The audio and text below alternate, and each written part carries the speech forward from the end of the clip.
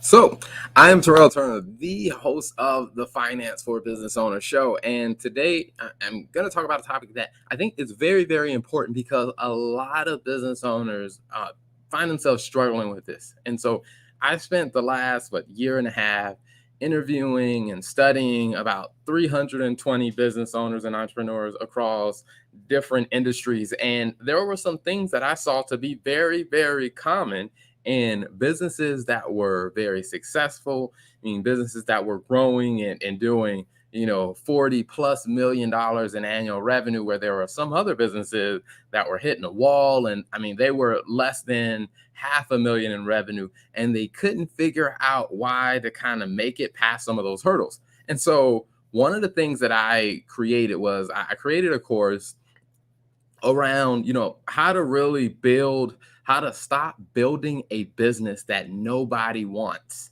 And in there I talk about several different things, and what I'm going to do is I'm going to pull out some of the key things that I talk about in that course and then just share it in today's live. And I apologize, I'm running a little bit later on the live. I'm actually traveling for business. I'm out on the West Coast, so I'm 3 hours behind my normal time zone. So thank you for waiting a little bit longer today to catch today's live. So, and then also I'm using internet signal, so internet Wi-Fi. So the internet Wi-Fi in the hotel. So I am hoping that the signal comes through, everybody is able to get the message, get clearly what they need. But before I jump into that, for those, because I know that, hey, there's new people checking out the show every single day. So before I jump into that, to give you a little bit of context on who I am. So just to tell you a little bit about my background. My background is accounting and finance. I went to school to study business and accounting between Lander University and the University of Notre Dame. Worked most of my career in corporate finance, doing things like working in investor relations, helping Fortune 500 CEOs and CFOs get ready to have discussions with Wall Street analysts, sitting in some of those rooms with investors who are managing billions of dollars in investments, trying to figure out if our company was the right one that they wanted to invest in. And then I've worked internationally and worked with private equity backed startups, where we worked through the rounds of raising over 65 million in private equity funding and seen so many different things. Now I lead the TL Turner Group, which is a accounting and a fractional CFO firm where we really focus on taking all of that knowledge and experience that I had from those major deals and major experiences and bringing it to small and medium-sized businesses, because most small and medium-sized businesses don't have the resources to hire a full CFO to be full-time in their business, where they just need some help making it through some of those early stages so that they can grow to a point where they can actually bring on someone full-time. So that is what I do. In 2021, firm was recognized in the New York Times as a top 100 business that you would love. And then also, I'm also a 40 under 40 recipient for CPAs in America. That happened this year. Great things. All that to say is my real goal is to take what I know in finance and accounting, make it simpler to really help business owners from small and medium-sized businesses. Now, let's jump into it. So, the real topic that I wanted to talk about was really around why your business might be underperforming, why your business might suck, or why your business is not appealing to other people. Because a lot of times when people are building a business, one of the things that I've really seen them struggle with is they've struggled with something that is very, very, very common.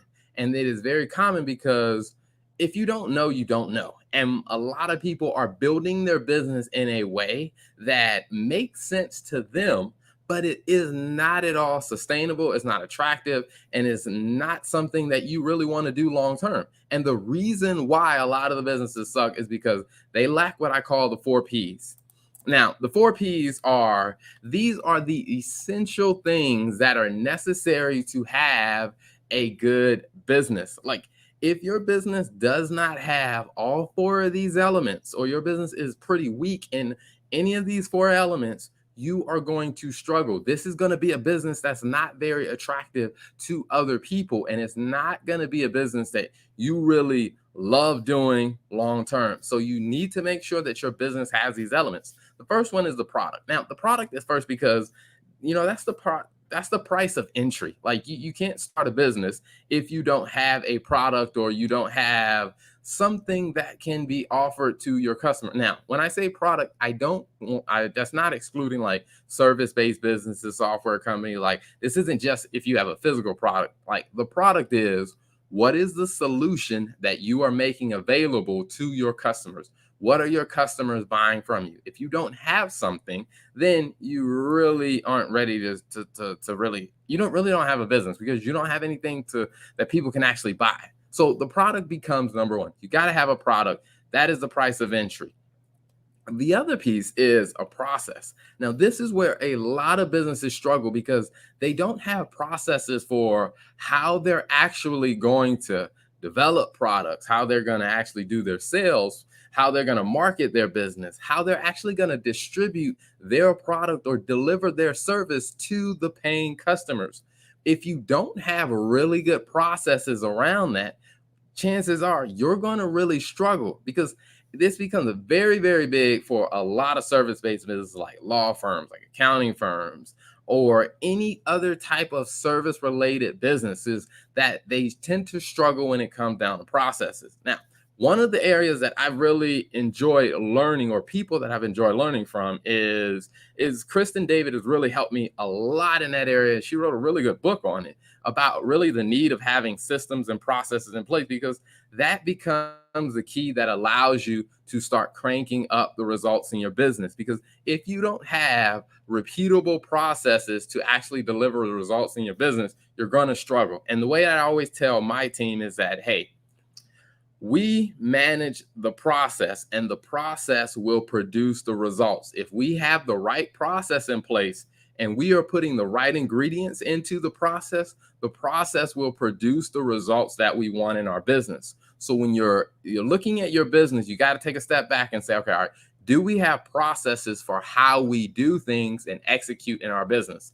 The third P is going to be people. Now, if you're a solopreneur, this may seem like it's very far off, but it's not really, because it's not just you hiring staff. Sometimes this is you having contractors or you outsourcing some of the work that you're doing. It's involving other people, because if your business only functions based on what you can do, then you're going to be severely limited in being able to grow that business. I mean, and imagine this. Let's say if you wanted to sell your business one day.